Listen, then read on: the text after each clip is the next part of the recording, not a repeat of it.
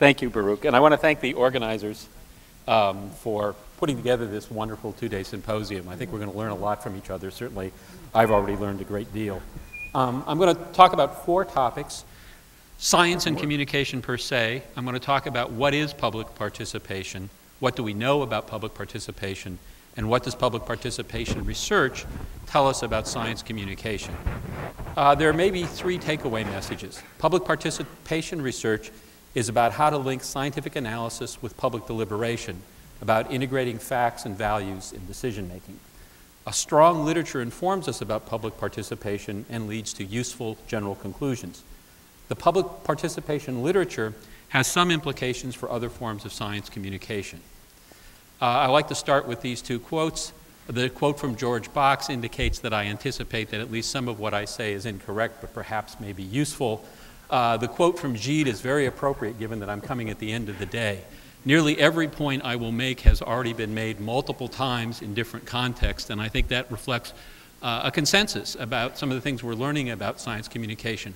The one thing that I would emphasize that will come up in my talk a bit, and that we haven't heard much about today, is to take the lessons we've heard about science communication and about the use of science in decision making and think about the institutional forms, the organizations and the norms or rules that we would use to make sure that these insights are used routinely. And I don't think we've heard much about that today, and I think that's an important challenge for us.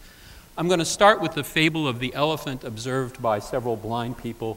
The Buddha used it to describe sectarian disputes. It appears in Jain, Sufi, Hindu, and ultimately English literature. I think you probably all know this story in one form or another.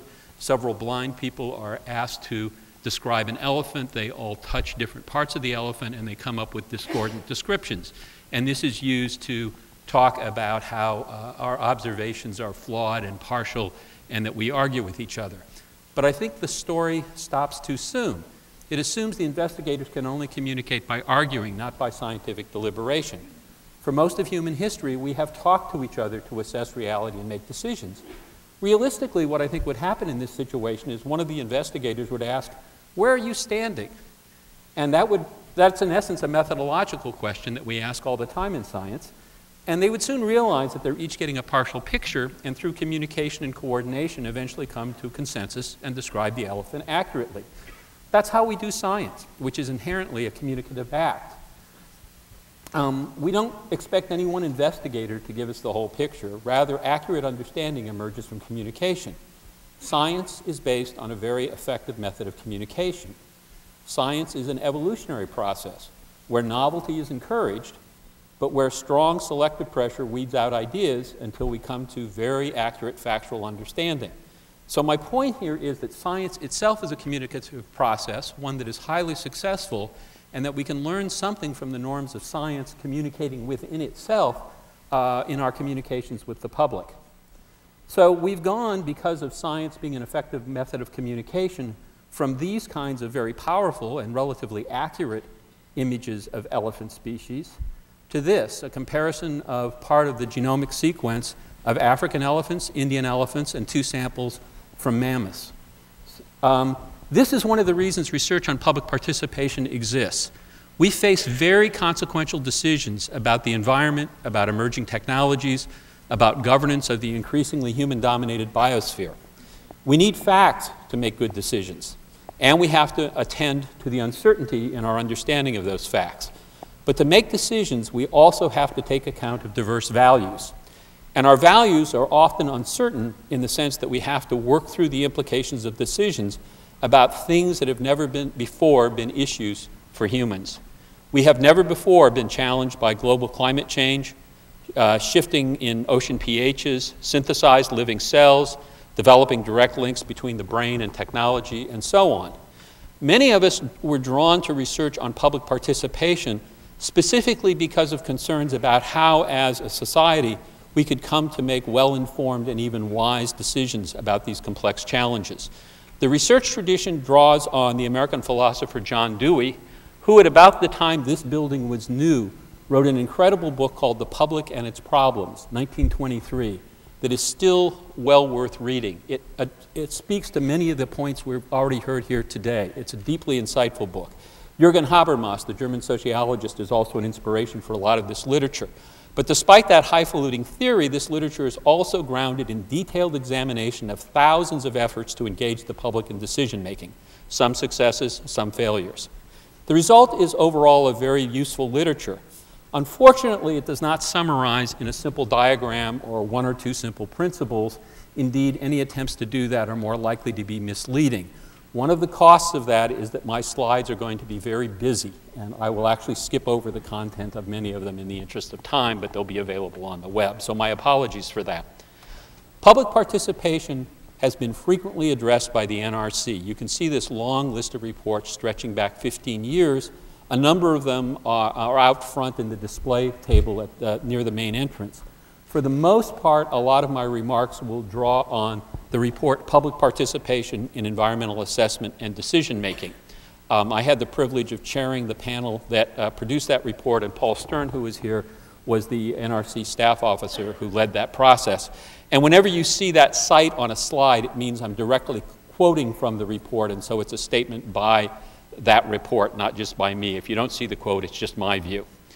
The literature is very substantial. That report draws on about 1,000 studies, and while I won't go through all of these, the point I'm making with that long list is that the literature on public participation draws on essentially every methodology used in the social sciences. And when we drew conclusions in the public participation report, in every case we didn't draw a conclusion unless there were multiple studies using multiple methodologies that supported that conclusion. What do we mean by public participation?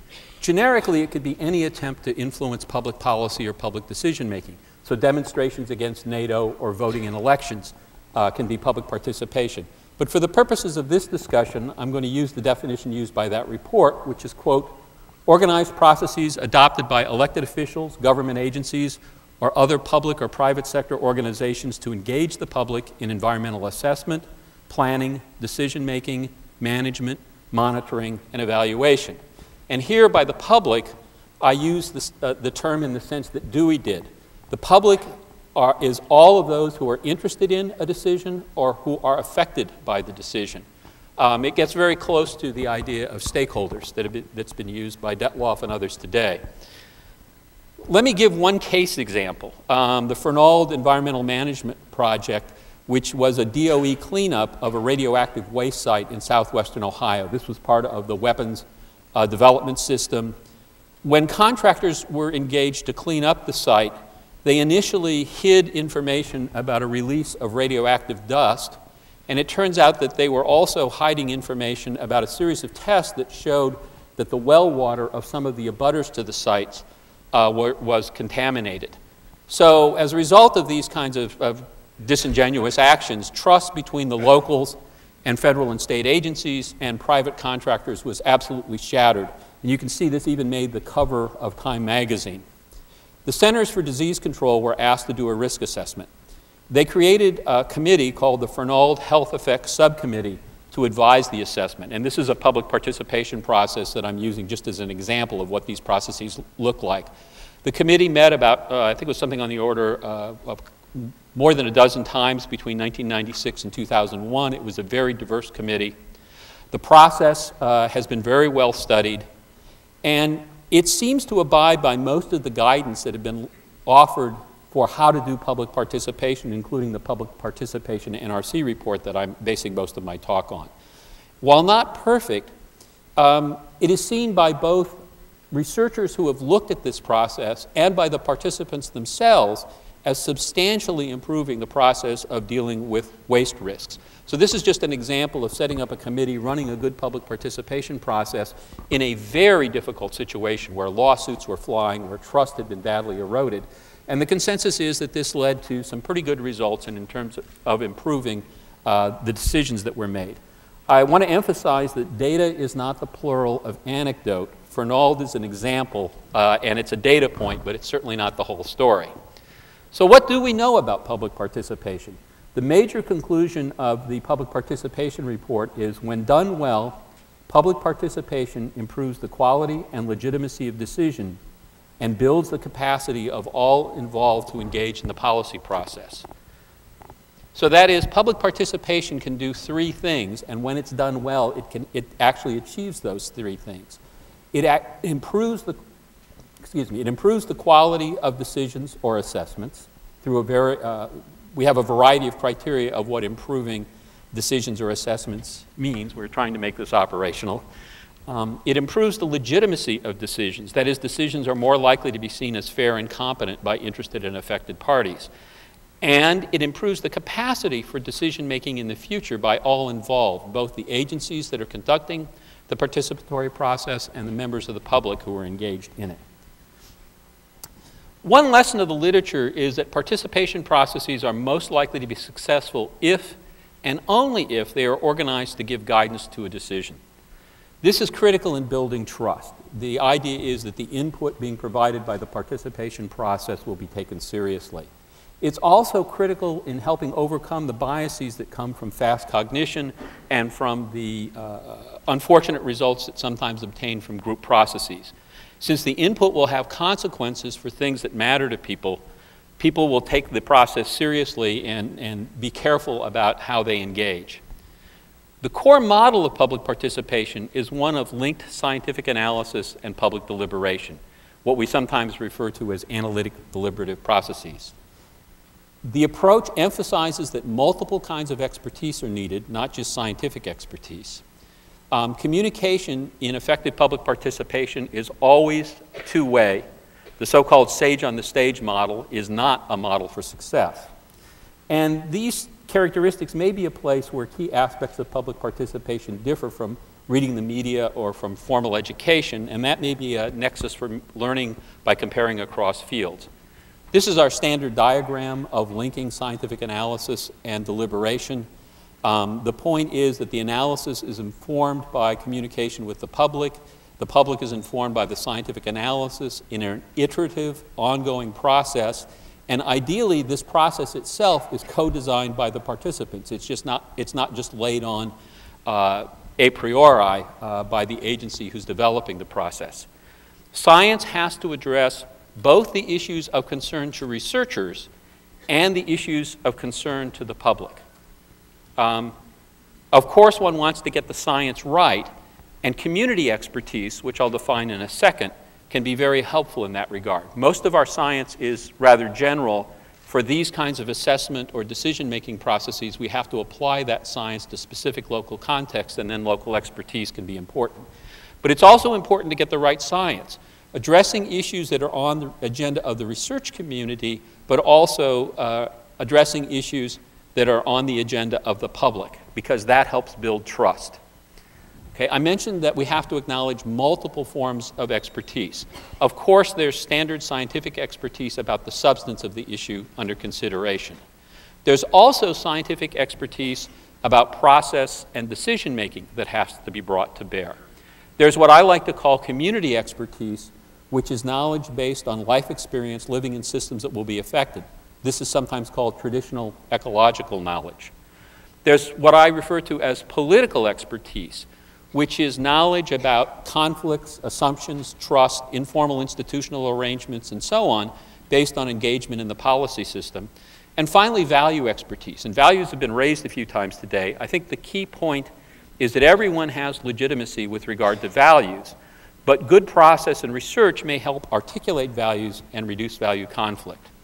A common and costly error is to denigrate groups for a lack of the kind of expertise that you or I possess. They really don't know what they're doing, because those scientists don't understand our community, because the public doesn't understand the science. Another is to confuse forms of expertise. So John talked about how the public is wary of scientists talking about policy issues, and this may be one reason for that there's a confusion of expertise there. Okay, the public participation report made the point that one can't design an effective public participation process in the abstract. It has to be highly context specific. And to do that, you have to ask a series of diagnostic questions. And here's where I'm going to get into slides that I will go through rather quickly, both explication of what each of these points means and the literature that justifies why we raise these points is contained in the report. But if you're going to do a public participation process and want it to be successful, you first have to ask a series of questions about the context.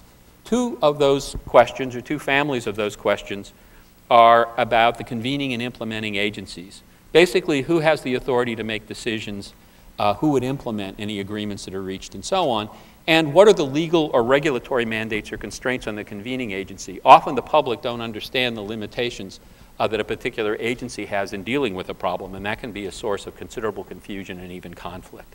One has to ask questions about the scientific context. What kinds of information available? How good is it? How well do we understand the uncertainty, and how well characterized and interpretable is that assessment of uncertainty? Is the information accessible to and interpretable by the public, that is, the interested and affected parties? Is the information seen as trustworthy? Again, further diagnostic questions about the context. The participants. Are there interested and affected parties who may have difficulty being adequately represented in the process? This is a central concern of the environmental justice movement, for example. What are the differences in values, interests, cultural views, and perspectives among the parties? Are the participants polarized on the issue, which was the case in Fernald when that public participation process was started? And let me emphasize, these diagnostic questions don't lead to, usually, this is an impossible situation. Rather, they say to you, here are the things you have to take account of in designing the participation process. So how you proceed if people are already polarized, if there's already a lack of trust, is quite different than how you proceed when it's a new issue and people really haven't given it much thought. Are there substantial disparities across participant groups in their power to influence the process, both inside the room and outside the room, if you will? To what degree can the individuals at the table act for the parties they are assumed to represent? That is, if an agreement is reached in the room, will it carry outside the room in the larger community? And finally, are there significant problems of trust among the agency, the scientists, and interested and affected parties? Again, the problem at Fernald. Okay. Now, based on those diagnostic questions, the report argues that we can then design a process that will overcome the obstacles and lead to the good outcomes, the three kinds of good outcomes I mentioned before. There are a set of recommendations for what the process should include, and they fall into, there's 15 such recommendations, and they fall into three categories. One is essentially a set of admonitions to the agency conducting the process. The agency should proceed with clarity of purpose, a commitment to use the process to inform actions, adequate funding and staff, appropriate timing. You can't do public participation too soon because the issues aren't formed. If you do it too late, it's not going to have any influence on decisions, and that violates the prior principle. There has to be a focus on implementation of what comes out of the process, and any public participation process is not going to be the last time an agency does public participation. So we argue or recommend that agencies should make a commitment to self-assessment and learning from the experience of public participation. With regard to the process itself, it needs to be inclusive of all points of view, collaborative in problem formulation and process design. That is, again, the best processes tend to be ones where the participants have a say in how the process itself proceeds. It needs to be transparent and based on good faith communications amongst the parties. And finally, we have 5 recommendations regarding how one handles scientific information and in particular scientific uncertainty, because many of the conflicts are driven in part by the fact that the science in environmental decision making is never certain. One has to have transparency of decision-relevant information and analysis. Not the case where things are buried in 400-page FDA documents. One has to pay explicit attention to both facts and values, something that we've talked about repeatedly today, that decisions are not made solely on the basis of facts. One has to promote explicitness about assumptions and uncertainties. Independent review of official analysis should always take place. And when possible, one should, it's best to engage in a process of collaborative inquiry with interested and affected parties. That is, let the interested and affected parties be engaged in talking to the scientific community that will do the analysis about what kinds of questions they, as interested and affected parties, have. This builds trust in the science and has a beneficial payoff in the long run. And finally, allow for iteration to reconsider past conclusions on the basis of new information. Now, each of these diagnostic questions and each of these recommendations has pages of both more detailed description, but more importantly, summaries of the literature that led us to those conclusions and recommendations in the report. So if you're interested in this, I recommend the report to you. What does this all tell us? Communication is by definition two-way and iterative. So we have to remember that all participants have expertise, but in different forms. Trust is critical, hard to develop, easy to erode. Communications may be most effective when focused on decisions. Local to regional scale processes are well understood. That's where most of the literature lies. Relatively little has been invested in research on national scale processes. A point that's been repeated several times by others and that I've made several times, decisions are based on beliefs and values. Effective communication has to take account of both. Emerging frontiers, I'm almost done here. First of all, figuring out how to do a better job of addressing values and particularly value conflicts. We're learning how to do this better. There's certainly substantial literature on this, but it's still an area of active investigation. We need to learn how to scale up from the micro to macro. We know the most about how to do these public participation processes at the local to regional scale, and we're still learning how to do them well at the national and even the global scale. And data infrastructure. As in most areas of the environmental social sciences, there's been very little invested in providing data for this area, so we need better data infrastructure. Now I'm going to close by going back to the elephants. This kind of DNA mapping is indicative of our factual understanding. It is profound. It is rather amazing that we understand the genome of two extant species and have some information, admittedly imperfect, on the genome of an extinct species. And the red circle is just highlighting one nucleotide polymorphism that may be part of the reason that mammoths differ from contemporary elephants. But decisions need to engage our values as well as facts. In 2005, the Detroit Zoo decided that it was not appropriate to keep elephants in zoos and retired Wandy and Winky, the two elephants it had, to a California animal sanctuary. This was an extremely controversial decision. The zoo felt that from what is known from ethology, that keeping two animals who had to be confined inside much of the year because of the weather in Michigan was wholly inappropriate for such a social species as an elephant. However, elephants are among the most popular exhibits at any zoos. So the Detroit community wasn't sure about this, but the zoo community around the nation was essentially up in arms about it. It was a very courageous step for the Detroit Zoo to do this. My point is that any decision like that requires both careful scientific analysis and deliberation about values. So communication to inform decisions needs to pay attention to both. Thank you.